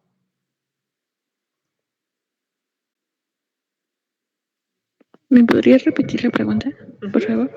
En este caso, ¿cuál es tu conclusión en relación al paciente quirúrgico en el proceso infeccioso?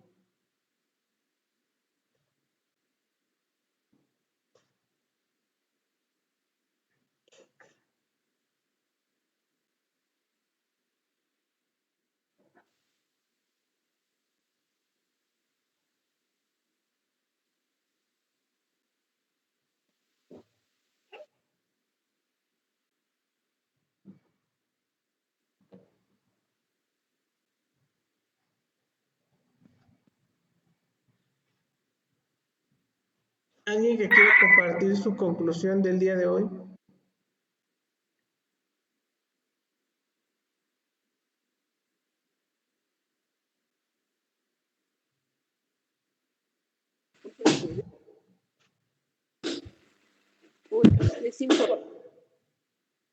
Adelante, Mari Carmen.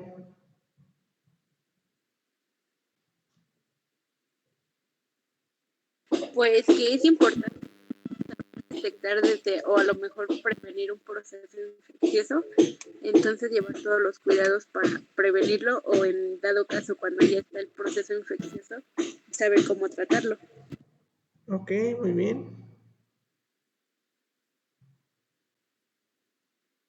¿Alguien más que quiera compartir su conclusión del día de hoy?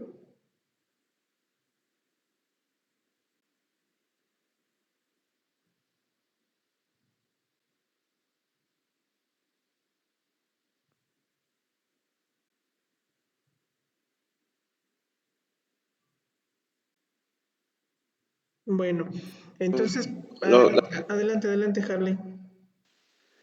Pues son los cuidados que debemos que tener, hacia un paciente que ha recibido una operación, las causas que provocan la infección, entre otras causas más graves, como lo decía, que puede provocar un paro cardíaco, los niveles de azúcar. Son varios factores que se deben que ver más adelante si la infección se deja pasar, ¿no? Y los cuidados que se deben que tener como los animales y eso, ¿no? Evitarlos. Así es. Son medidas que tiene que implementar el paciente en su domicilio, pero que las tenemos que instaurar desde el hospital, porque de eso va a depender el éxito del tratamiento o no que tenga el paciente y su recuperación, que sobre todo es lo que más nos debe de preocupar. Ajá. Bueno, entonces, si no hay alguna duda, sería todo por parte de un servidor el día de hoy. Mira, aquí nos está comentando. Leslie dice que es muy importante tener todo esto. Nos lo está compartiendo vía chat. Ya que es importante tener un cuidado eficaz para una excelente recuperación. Y efectivamente esa es la parte importante, la recuperación. Y eso es lo que vamos a ir viendo paso a paso, ya que nosotros ahorita ya identificamos cuáles son tanto los cuidados como las fases del proceso de la enfermedad y cómo se va a ir manifestando a nuestro paciente. La forma de cómo enfermería va a empezar a atender estas necesidades. Recordemos que a lo largo del tiempo, en todos los hospitales se han empezado a implementar medidas y cuidados específicos para estos pacientes, desde el manejo de antibióticos, desde la evolución de la medicina misma, los procedimientos quirúrgicos, las técnicas básicas en esterilización. Ahora lo que sigue es empezar a comprender de qué forma dentro de un quirófano podemos prevenir y podemos de alguna manera hacerlo de una forma segura. Para esto la próxima clase vamos a estar enfocándonos en todo lo que son los cuidados de enfermería en el paciente quirúrgico, pero en base ahora a la dinámica y al movimiento que tienen ustedes o que van a tener ustedes dentro del área quirúrgica. Entonces ahí es en donde ya vamos a empezar con cuestiones un poco más centradas, ahora sí, en la prevención de infecciones. Recuerden que incluso a nivel hospitalario ha habido implementación de lo que antes se les denominaba metas internacionales de salud del paciente. Hoy día son acciones esenciales y dentro de las acciones esenciales está la prevención de infecciones, que lo hacemos con la desinfección y el lavado de manos, y ahora tenemos lo que es la garantía de la cirugía y del procedimiento correcto. Y esto tiene que ver mucho con lo que ya estamos haciendo directamente con el paciente. Entonces, pues por parte de un servidor sería todo. No sé si alguien tenga alguna duda hasta aquí.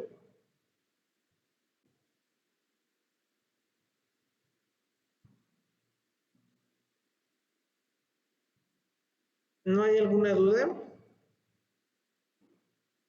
Maestro, Sí, adelante, Aide. nos había comentado que se tiene que, bueno, que tiene que haber movimiento. Uh-huh. Se acaba de ser operado, ¿cuánto tiempo tiene que pasar? Mira, de hecho, tu paciente cuando sale del quirófano tiene una fase de recuperación.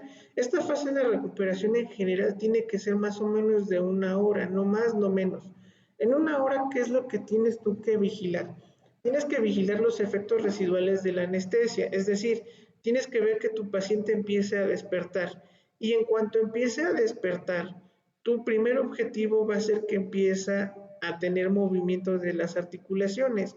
¿Por qué? Porque ahí es en donde tú te vas a ir dando cuenta también en el estado neurológico que regresa tu paciente de la anestesia, que regrese consciente, que regrese, pues digo, no te va a decir a lo mejor las cosas de momento, pero que sí se vaya empezando a relacionar con el entorno, que tenga una mejor respiración.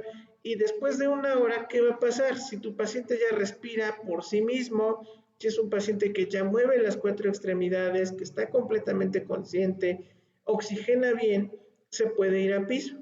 Y en piso ya lo importante es que después de las primeras 24 horas, tu paciente ya empiece a realizar movimiento. Con todo y sondas, con todo y drenes que tenga tu paciente, ya lo tienes que levantar. Mientras menos lo pares o mientras menos tenga movimiento tu paciente, ¿qué va a pasar? Va a empezar a tener atrofia. La herida quirúrgica se va a empezar a atrofiar. Vamos a empezar entonces a generar que el intestino no se mueva, a que los pulmones no se expandan como normalmente lo hacen y se empiecen a acumular secreciones. Eso lo va a llevar a complicaciones más graves al final del día, porque va a desaturar, puede desarrollar neumonías, en la piel puede desarrollar úlceras por presión, puede haber constipación o estreñimiento, tanto por los efectos de la anestesia como por el ayuno, por la falta de movimiento que tiene el intestino. Entonces, sí tiene que ser, lo más recomendado es que sean dentro de las primeras 24 horas.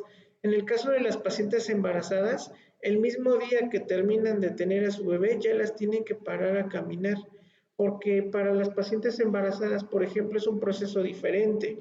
En ellas tenemos que ver cambios en la involución uterina, es decir, tenemos que ver que el abdomen regresa a sus condiciones normales y si la paciente no camina, no se mueve, va a tardar más de 40 días e incluso van a pasar los 40 días y no va a tener un retroceso normal a sus condiciones de antes del embarazo. Entonces sí, tener cuidado con la movilidad de los pacientes, de preferencia que ya estén conscientes que dentro de las primeras 24 horas ya se podrían empezar a mover. ¿Sale? Sí, gracias. Uh-huh. ¿Alguien tiene alguna otra duda?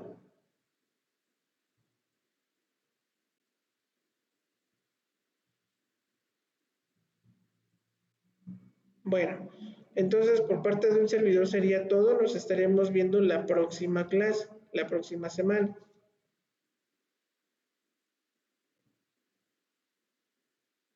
Sí, maestro, gracias. Sí, Gracias, maestro. profesor. Hasta luego, bonita semana. Igualmente, profesor. Hasta luego, buen día. Gracias, profesor. Igualmente, buen día. Igualmente.